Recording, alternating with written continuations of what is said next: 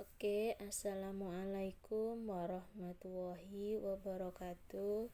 Selamat pagi semua dan salam sejahtera.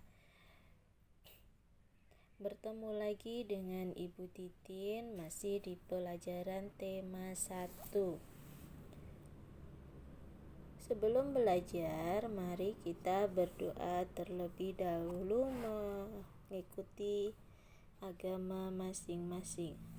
Berdoa dimulai, berdoa selesai. Dan Ibu mau tanya, apakah kalian masih sehat? Kalau sakit, cepat-cepat minum obat, cepat-cepat ke dokter ya. Yang sakit nih hari Ibu doakan semoga cepat sembuh, dan yang sehat tetap jaga kesehatannya ya. Oke, langsung saja kita masuk di pembelajaran, yaitu tema 1, subtema 1, dan kita masuk di pembelajaran 5. Dalam pembelajaran 5 itu ada 3 muatan mata pelajaran, yaitu ada IPS, SBK, dan juga matematika. SBK itu seni budaya ya. Oke, kita masuk di pelajaran IPS. Kamu buka halaman 49. Di pembelajaran IPS, di situ kamu nanti bisa membaca atau belajar, yaitu menyebutkan kehidupan sosial budaya dari 2 negara terkait kondisi geografisnya. Terus kamu dapat juga nanti menulis laporan tentang perbedaan sosial budaya dari 2 negara yang kamu pilih. Nah, bagaimana menurutmu pengaruh kondisi geografis bagi kehidupan manusia? Ayo pelajari lebih lanjut. Di situ ada ayo membaca. Kamu sudah belajar tentang negara ASEAN. Untuk menambah pengetahuanmu, bacalah informasi di bawah ini. Ini hanya dibaca. Sebagian besar kawasan Asia Tenggara beriklim tropis dengan curah hujan tinggi dan suhu udara panas. Hutan tropisnya kaya akan flora dan fauna. Hutan menghasilkan kayu dan rotan. Hanya Myanmar bagian utara yang beriklim subtropis. Hampir semua negara di kawasan Asia Tenggara memiliki wilayah laut. Laut banyak memberikan manfaat terkait sumber daya alam, yaitu ikan dan hasil laut lainnya. Jalur transportasi air, objek wisata, bahan tambang seperti minyak gas dan bumi. Jadi di kawasan Asia Tenggara itu iklimnya tropis, yaitu curah hujan tinggi, selalu hujan, dan suhu udara panas. Jadi bergantian ya, bukan di Asia Tenggara itu tidak ada salju. Oke, ini halaman ini ditulis di buku kamu ya. Tadi kan disuruh membandingkan 2 negara. Nah, kita pilih negara Indonesia dan juga negara Malaysia. Kamu bandingkan penduduknya Indonesia sebagai petani. Terus kalau di Malaysia penduduknya campuran ya, bukan hanya petani. Kalau di Indonesia itu mayoritas petani. Mayoritas itu kebanyakan. Di situ letak astronomisnya bisa dilihat. Sebelah utara berbatasan dengan Singapura kalau Indonesia. Kalau di Malaysia dibagi menjadi dua wilayah oleh Laut Tiongkok Selatan. Daratan pertama di Semenanjung Malaysia dan yang kedua adalah di Pulau Kalimantan. Mayoritas penduduk negara ini adalah Islam. Nah, di Indonesia pun mayoritasnya penduduknya Islam. Nah, selanjutnya kalian bisa baca sendiri ya, satu persatu. Jangan lupa ditulis. Ini pun ditulis juga ini. Ada beberapa perbedaan antara Indonesia dan Malaysia, yaitu perbedaannya bentuk pemerintahan Indonesia adalah republik, sedangkan Malaysia adalah kerajaan. Kepala negara Indonesia adalah presiden, kalau di Malaysia yang di Pertuan Agung. Indonesia merupakan negara kepulauan, sedangkan Malaysia dibagi menjadi 2 wilayah yang tadi di atas dijelaskan itu. Terus Indonesia memiliki bunga nasional, namanya melati putih. Kalau di Malaysia namanya bunga raya. Letak astronomisnya bisa dibaca di situ.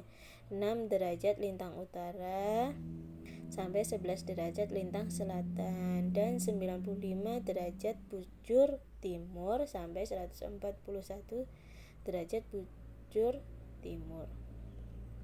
Ada banyak persamaan Indonesia dan Malaysia, yaitu sama-sama memiliki iklim tropis sama.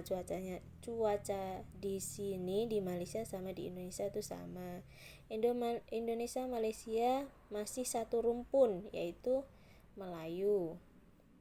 Mayoritas agamanya yaitu Islam. Kedua-duanya itu mayoritas atau kebanyakan itu beragama Islam.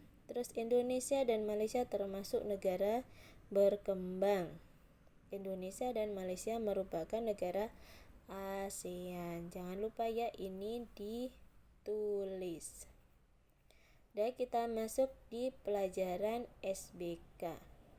Pada pelajaran sebelumnya kamu sudah praktek membuat patung. Di situ ayo berkreasi. Hutan tropis di sebagian besar wilayah Asia Tenggara menghasilkan kayu yang sangat bermanfaat bagi penduduknya. Sebagian dari mereka memanfaatkan kayu untuk dibuat patung. Ya, kayu itu bisa dibuat patung. Terus lebih lanjutnya kamu bisa membaca sendiri. Tugasnya adalah menjelaskan tentang satu. Kemarin kan kamu sudah buat patung. Nah, apa nama patung itu kamu jelaskan. Kamu gambar dulu dalam buku kamu, lepas itu kamu jelaskan apa nama patung yang kamu buat. Kedua, sebutkan urutan cara membuat patung kamu. Sebutkan contoh, kamu buat ayam, pertama harus ini, buat ekornya dulu, buat kakinya dulu, buat badannya, buat kepalanya, buat cengkirnya. Nah, itu urutan cara membuatnya. Lepas itu baru disambung satu-satu, mungkin bisa begitu. Nah, silahkan kamu sebutkan urutannya membuat patung itu. Dan kita ke matematika tentang penjumlahan campuran. Ini ditulis di buku matematika kalian ya. Bawang merah dan jahe banyak dimanfaatkan oleh penduduk Indonesia dalam kehidupan sehari-hari. Kedua tanaman tersebut memiliki manfaat selain sebagai bumbu, juga dijadikan sebagai obat. Bawang merah pun bisa dipakai kalau kita macam masuk angin, dibikin kerok-kerok bisa. Kalau jahe diminum, campur air panas diminum, nah itu bisa juga. Terus ini ada sebuah tabel. Nanti kamu kerjakan itu nomor 1, berapa jumlah keseluruhan pembeli di tahun 2016. Di situ ibu sudah membantu kalian untuk mengerjakannya, tinggal kamu pahami lagi. Pembeli jahe tahun 2016, jahe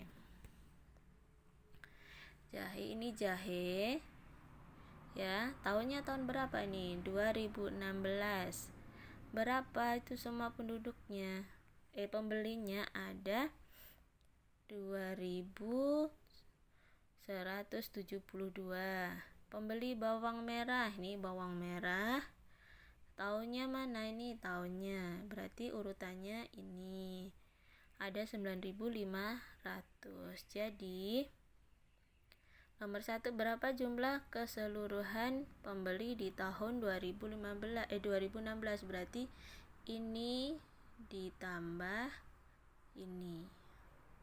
Jadi 2172 ditambah 9542. Nih, tadi Bu sudah kasih tahu.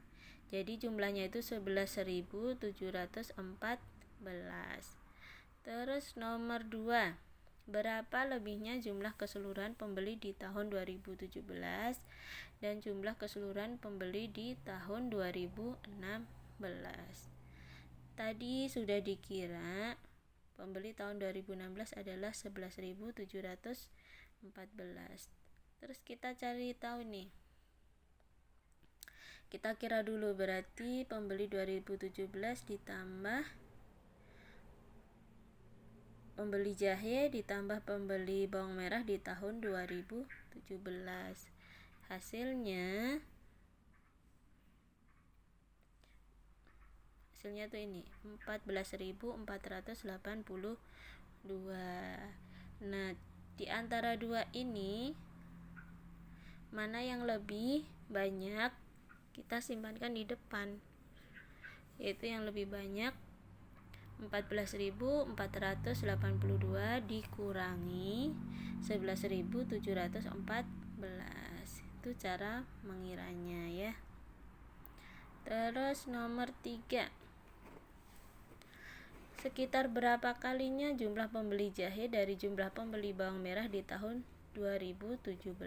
Diketahui tahun 2017 pembeli jahenya 2.541. Pembeli bawang merah 11.946.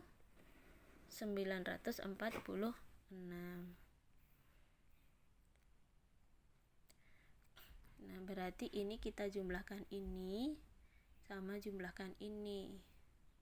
Ini ditambah, ini juga ditambah ya. Ini 4, kita kira dari belakang. Ini ditambah 2 tambah 1 3, 7 tambah 4 11, 7 4, jadi 4.713.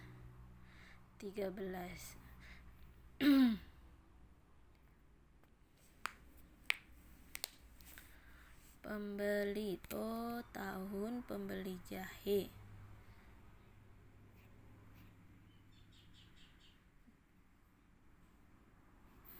Sorry.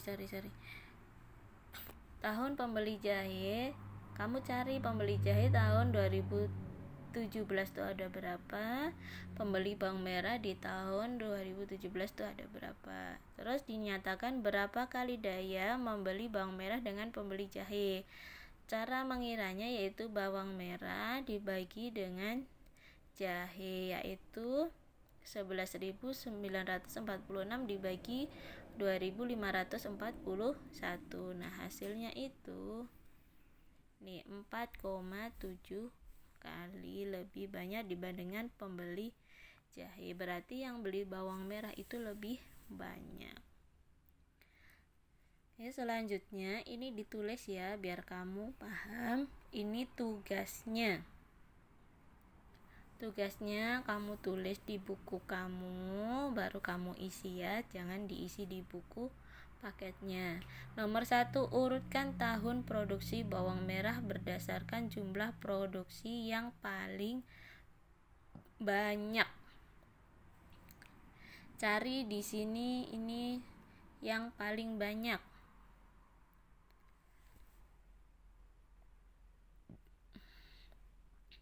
Berarti kamu cuma tulis tahunnya. Contoh paling banyak nomor 1 adalah 2007. Terus berapa lepas itu? 2005. Terus sampai selesai ya, sampai yang paling kecil. Terus yang nomor 2, jumlahkan produksi bawang merah mulai dari urutan ke-1 sampai ke 4. Jadi kamu jumlahkan tuh 2005, 2006, 2007, 2008 tuh kamu jumlahkan. 1, 2, 3, 4. Kamu jumlahkan. Nih, 112.000 ditambah 100 ditambah 125 ditambah 92. Begitu caranya itu untuk soal nomor 2. Ya. Begitu saja penjelasan dari Ibu tentang materi hari ini. Berjumpa lagi nanti di pembelajaran ke-6. Materi terakhir di subtema 1. Jangan lupa tetap jaga kesehatan dan selamat pagi semuanya.